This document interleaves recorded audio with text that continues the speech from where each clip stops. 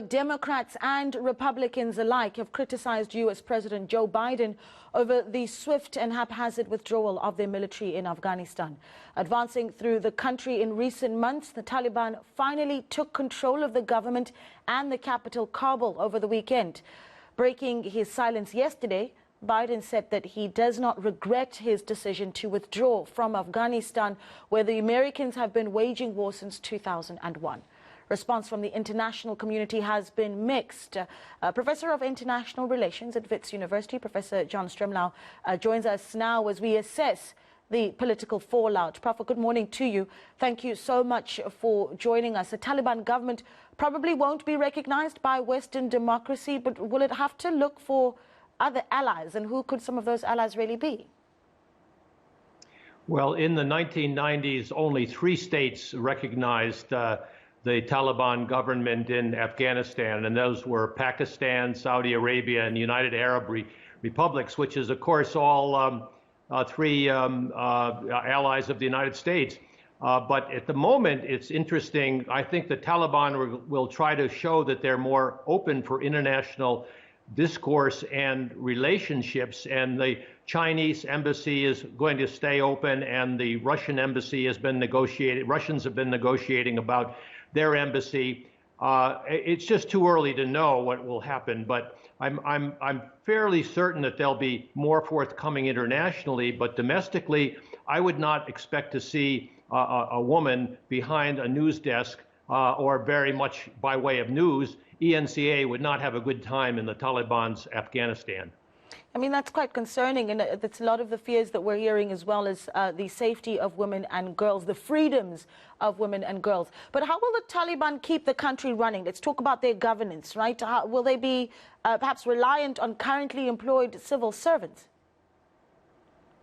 Well, you're asking a very interesting question, because the Taliban does not have much experience in governing other than in the 1990s. And they are yet a very determined opposition group, as they've shown.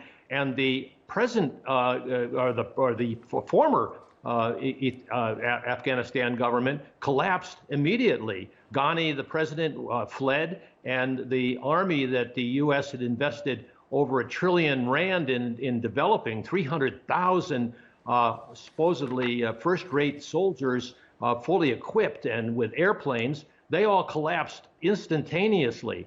So I think Biden, in his speech last night, made this perfectly clear that the U.S.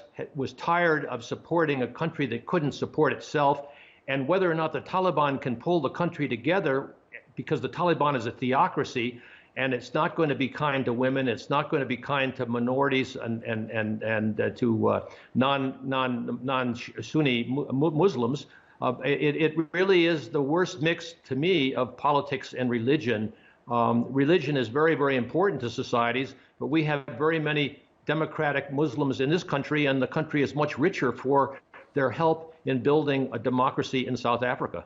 Yeah, let's talk a little bit about what we heard from U.S. President Joe Biden, essentially saying that he stands by that decision. But the images coming out of Afghanistan, really quite shocking, right? The people flocking at airports trying to get out. Is there a role that the U.S. should have played in their leaving Afghanistan and making it more of a peaceful transition?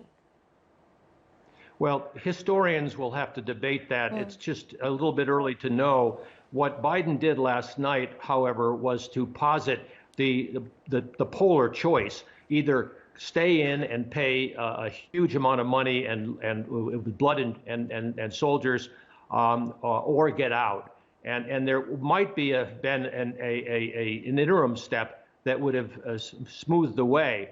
I don't know about that. It's just too complicated, but right now to determine. But what is going to be the focus of your reporting, and I think our concern, is indeed the human dramas that are unfolding at the airport, and getting those who collaborated, but also those who have skills and modern values safely out of Afghanistan.